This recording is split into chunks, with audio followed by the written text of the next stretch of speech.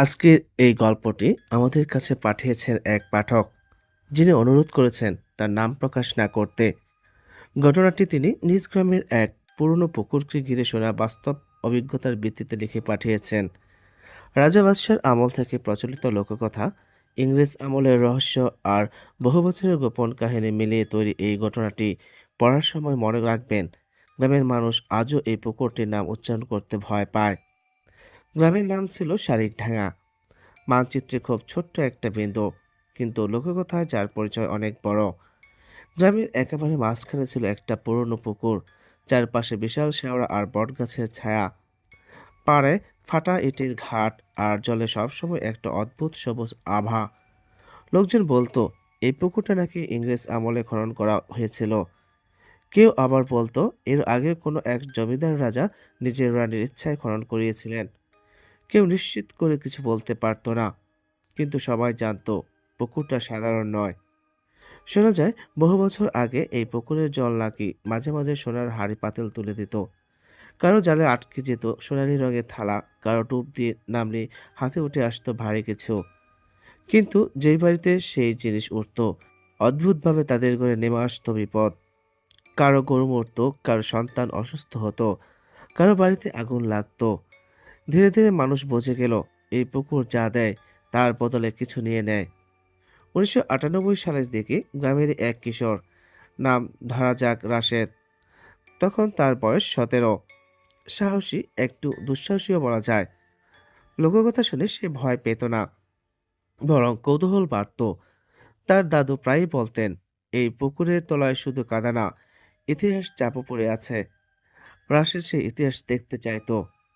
এক বর্ষার সন্ধ্যায় যখন আকাশে মেঘ জমেছিল আর চারপাশে কেবল ব্যাঙের ডাক, রাশেদ তার দুই বন্ধুকে নিয়ে পুকুর পাড়ে এলো।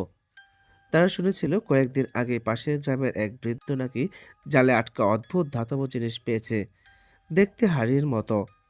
কিন্তু সে রাতেই সেটা উধাও হয়ে যায়। বৃদ্ধ নাকি বলেছিলেন ওটা আমি নিজে ঘরে এনে রেখেছিলাম, কিন্তু মাঝরাতে দরজায় কড়া নড়ার শব্দ হয়, তারপর আর কিছু মনে নেই। রাশেদের মনে লোভ হয়, প্রমাণ করার ইচ্ছে কাজ করছিল। সে ভাবল সবই গুজব। পুকুর মানে পানি, কাদা, মাছ, এর বেশি কিছু না। বন্ধুর অনেক বুঝিয়েছিল, রাত হয়ে যাচ্ছে, কাল সকালে আসে, কিন্তু সে হাসলো, ভয় পেলে বাড়ি যা। রাত তখন প্রায় ৯টা। আকাশে চাঁদ ছিল না, কেবল মেঘের ফাঁকে ফিকে আলো। পুকুরের জল অস্বাভাবিকভাবে স্থির, যেন বাতাসও থমকে আছে। রাশেদ কাপড় খুলে ঘাটে রাখলো, ধীরে ধীরে জলে নামলো। প্রথমে হাঁটু, তারপর কোমর। জল ঠান্ডা, কিন্তু অস্বাভাবিক ঠান্ডা, বর্ষার পানির চেয়েও শীতল।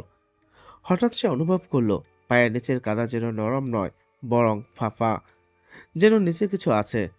সে ডুব দিল। জলের নিচে কিছুই দেখা যায় না, শুধু কাদার গন্ধ আর চাপা অন্ধকার।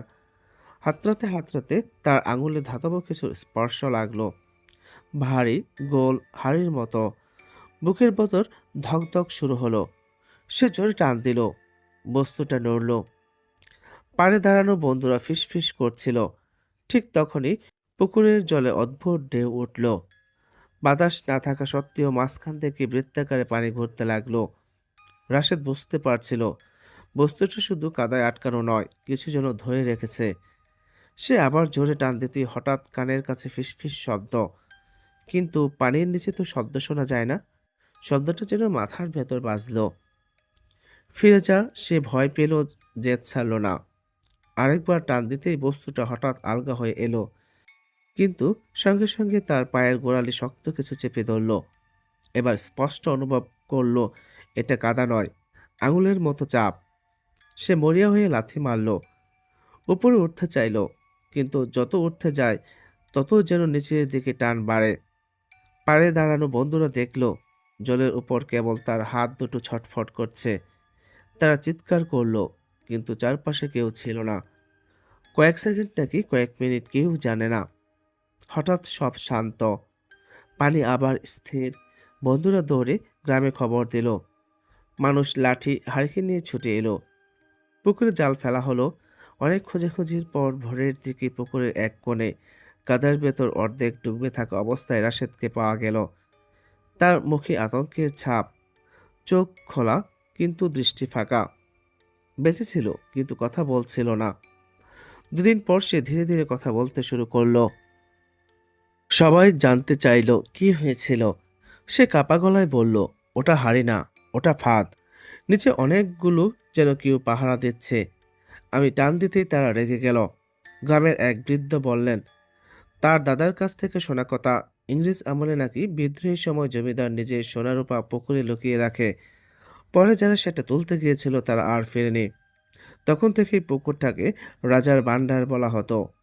কিন্তু মানুষ ভুলে যায়, লোভ ভোলে না। রাশেদ পুরোপুরি সুস্থ হলো না। মাঝে মাঝে সে রাতে চমকে উঠতে বলতো, ওরা ডাকে, বলে যা নিয়েছিস ফেরত দে। অথচ তার হাতে কোনো হাড়ি পাওয়া যায়নি। সে যে বস্তুটা ধরেছিল সেটা আর খুঁজে পাওয়া যায়নি। এরপর থেকে পুকুর পাড়ে কেউ রাতে যায় না। দিনের বেলাও মানুষ দ্রুত কাজ সেরে চলে আসে। পাড়ের পুরনো ইটের ঘাটে ধীরে ধীরে ভেঙে পড়েছে। বটগাছের শেকড় পানির দিকে নেমে গেছে। কিন্তু পুকুরটা আছে নিঃশব্দ, গভীর, সবুজ। এখনো বর্ষার রাতে মাঝে মাঝে গ্রামের মানুষ শপথ করে বলে, তারা দেখেছে পুকুরের মাঝখানে হালকা সোনালি ঝিলিক ওঠে, যেন জলের নিচে কোনো হাড়ির মুখ উকি দিচ্ছে। কেউ আর সাহস করে ডুব দেয় না, কারণ শালিখডাঙ্গার মানুষ জানে এই পুকুর ইতিহাসের চেয়ে পূর্ণ। আর যা কিছু সে আগলে রেখেছে তা কেবল সোনা নয়, মানুষের লোভ আর তার শাস্তিও। ধন্যবাদ সবাইকে।